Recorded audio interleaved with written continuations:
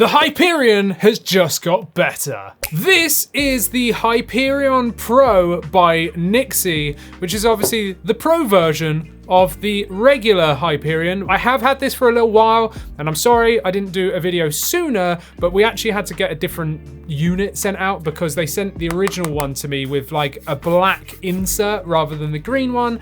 They wanted it to match, so I had to wait for that. So, sorry. Now, the Pro version essentially changes one thing over the non-Pro version, but I've got both here because I just want to do like a bit of a button feel test and everything to see if anything else has changed, because, you know, this is $10 more or like £10 more here in the UK, and I want to see if they've improved anything else other than the major improvement that makes it Pro. What makes this Pro is it now has Hall effect sensing joysticks. So this means, you know, no drift, better accuracy, lower dead zone, all the good stuff that we want in a controller, especially Joy-Cons. So yes, it's got Hall effect sensing joysticks, it's got gyro, it's got rumble per side rumble, so you can adjust it on both sides. Turbo, we also have macro abilities with these and button swap. So these do both button swap and macro, and pretty much that's it. I mean, they can be used individually. They are wireless, so they are Joy-Cons, but you can also use this centerpiece to make it a controller. Now, of course, they use better ergonomics than the, you know, the rubbish Joy-Cons here. I mean, I love the Joy-Cons, but in terms of feel, they suck, right? The ergonomics are rubbish. Whereas look at this, it's a proper controller style. You know, it's actually something that you can grip onto properly, which is something I love because, you know, this naturally rests in your hands really nicely, especially when they're in Joy-Con mode, which we'll see in a minute. And yeah, they just fix the problem of hand cramps when using the Joy-Cons. In terms of Hyperion, I've got the transparent ones, which, you know, are gonna look a lot different, but there are some minor changes that they've made here. But before we do all of that, let's just do a rundown of the controller, shall we? So these are the Joy-Cons. We've got our face buttons at the top here, which are transparent ones, right? With the like design of the letters sunken in, so you're looking through the buttons. I really like these. They're very nice. They really are. You've got the joysticks, Hall effect sensing joysticks, which also have the metal ring around it for, you know, less rub, less rubber, less wear, less rub, whatever you want to call it. You know, they're like friction rings. That's it. So they've got friction rings on the joysticks so that it's really smooth to move them around. They also have RGB LEDs if I turn them on. Oh, I forgot to say as well, they have wake from sleep. So let's just go into the switch just here. We do have wake from sleep. We've got RGB LEDs around these joysticks, which are lovely. We've got RGB LEDs like little lines just here as well. We do have a D-pad. We've got a turbo button on each side, so you can only set turbo or macro to one side and the other. So turbo buttons there. We've got a screenshot button. We've got a home button. We've got a plus button. We've got a minus button. We've got another joysticks. On the top, we've got an R. We've got an L. We've got a ZL. We've got a ZR. Then on the back, we have macro. We also have rumble, and then we've got whatever these are called, ML and MR, which are the macro buttons. So before I go into how you change the RGBs and do macro and turbo and all that good stuff, let's just go over the feel of the buttons, and then I'm going to compare it at the same time to the original Hyperion, so that if you've got one of these, do you want to upgrade to one of these? Now, whilst I'm shaking them around, you can hear the original one pretty rattly, right? Whereas this one, much less rattly, like 90% less rattle from the Pro. So let's go over the feel of the face buttons. Now, I really like it because, as you can probably see, if I can get my hand right, they are lit buttons. Pro, right there. Really like that. Definitely like that if you're gaming in the dark or whatever. I love these transparent clear buttons which have RGBs, well, LEDs underneath. I really like that feature. Like, I can't stress enough. They've got a good sort of dome on the top just there. They don't really have any pre-travel. I mean, I would say no pre or post travel, to be perfectly honest. Right, so those buttons, very nice. Oh, and they are consistent with one another. They feel very consistent.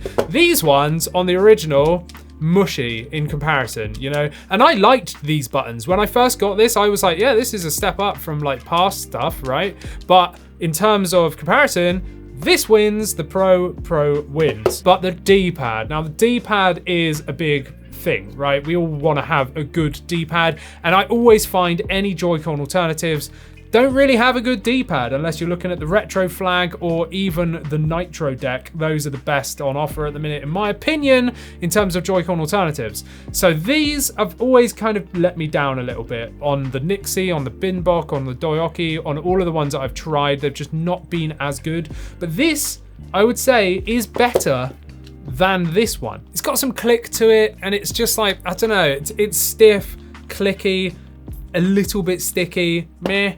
This one isn't great, I will say that, but if I had to choose between them, I would go with this one. This does feel like they've made a bit of an improvement. It's still slightly clicky, there's like not much movement to it, and it's a little bit stiff, but it is, you know, like better. The bumpers,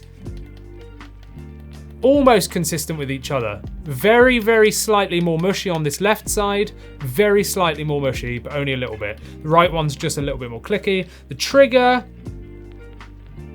I'd say they're consistent with one another. Still a little bit mushy, but there you go. Now, in comparison to the original, this right one's a lot more clicky than this left one. And the triggers are about the same. So I'd say they're pretty much the same. I'd say nothing's changed just there. Now the back paddles, right? These ones just here, because these are the actual buttons you're going to be regularly using, right? So this left one,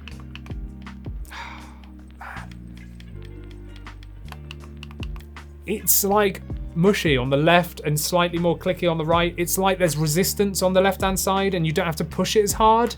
So like this one, I can hardly press it and it's actuating that button.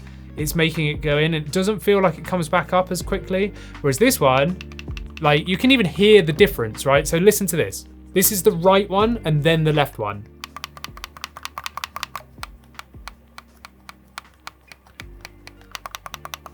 Do you see what I mean? This right one is more clicky, but this left one, mushy. I'm not too keen on that. So a little bit of a letdown there. Let's try these ones on the original. Now, these are unfortunately better. I don't know why. Maybe it's just my unit. It could just be my unit. But that's pretty much the go over of the button feel and everything. I love these face buttons. That's the most important bit to me. And of course, the D-pad, unfortunately, is a bit of a letdown, but it is better than the previous one. Now, the sticks, in terms of feel, these feel nice, you know, decent enough resistance. They're good. I mean, of course, they're Hall effect sensing joysticks, so I'm going to love them. In comparison, these have got slightly more resistance, and to be fair, unfortunately, I like the design better. These are grippier. These are rubber with a dome, like, you know, a concaved area in it with little spikes around the sides, whereas these are not like concave, they're like flat tops. And they have a very, very mild concave, but not as obvious as those, if you can see, yeah? So these I find a little bit slippery. Now, apparently you can take these off, according to the website, but I have pulled these and, oh, okay. I've tried this before and I couldn't get them off. And yeah, you can get them off. As far as I'm aware, they don't have any replacement sticks. So that's a good thing because I don't like these. So that's my only sort of gripe with this is these. I don't really like them. Oh, and of course that back sticky button, right? So let's start with the RGB. So if you want to change the RGB, right, you've got a per controller. You have to do it each individual side. You have to hold turbo and then click the stick in and then let go of both of them at the same time to change the color. So I'm going to hold turbo, click the stick in, then let go. And now it's changed, right? Hold turbo, click the stick in, change. You can do various colors and there is an off, but if you press turbo and double click, now we're going to go into breathing mode, and then it's just going to essentially, you know, breathe through the colors. I'm kind of waiting for it to carry on.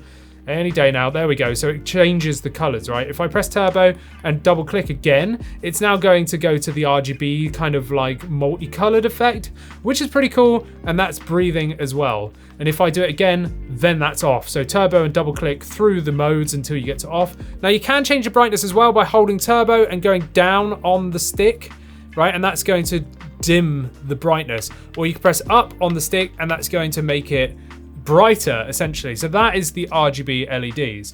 Right, now we've got turbos, and I'm going to show you what turbo does. So here I am as Elephant Mario.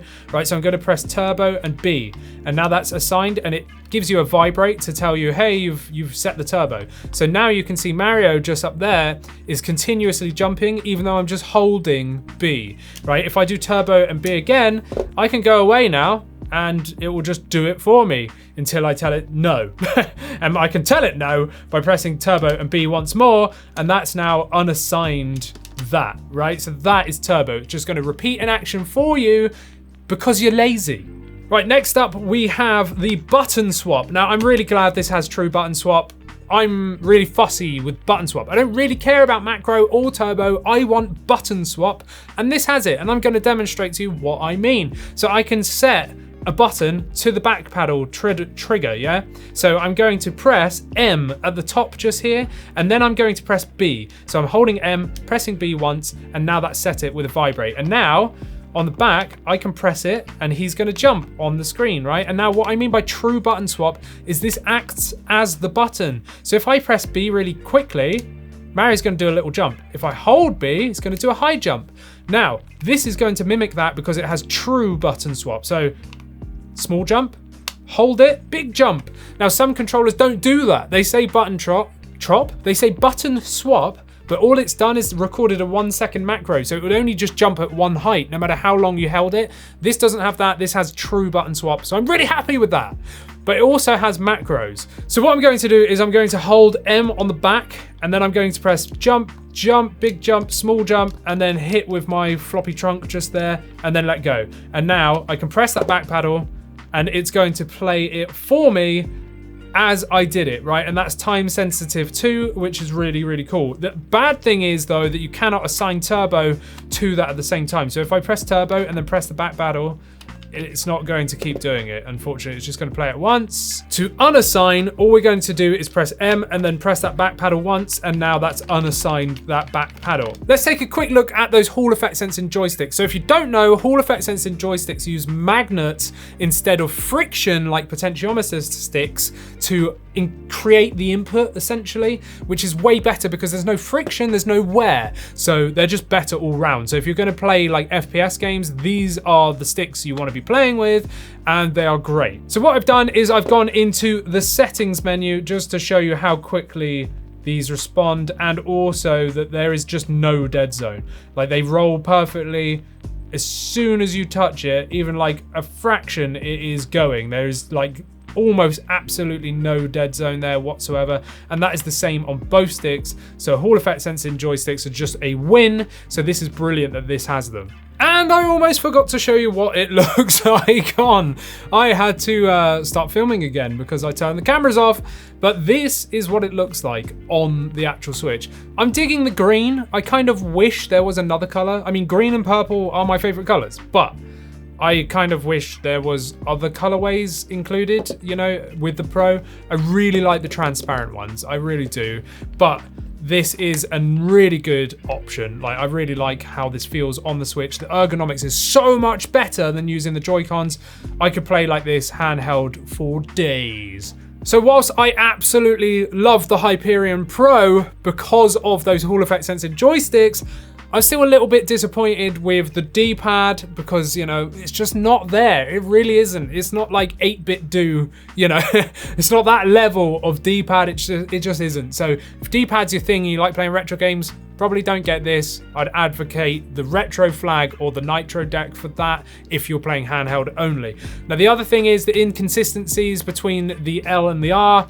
One's mushy, one's not, kind of annoying. And also the back paddles, again, that left one for me is really mushy in comparison to the right one. Could just be my model, but I'm only going off this, right? So there we go. So whilst I love it, there is still some issues there. The face buttons are greatly improved and the joysticks are way better. So if you're just playing like modern games and that's all you want is really good sticks and really good face buttons, this is a winner. Like, absolutely is. And I would say it's worth paying that extra $10 to get this version over the original version because it is better. Like, it just is. So there you go. What do you think of the NYXI Hyperion Pro? Are you going to be upgrading from the original, or are you like holding out for this one? Because I believe the next batch of these ships in December, I think. So let me know what your thoughts are, and if you like this controller, or if you're skipping it or whatever, let me know down in the comments. And whilst you're down there, like this video, subscribe, check out mine and AJ's podcast over here where we talk about all things gaming, and check out, I don't know, maybe this video down here if you want to see the original, or another one, I don't know, whatever. Bye.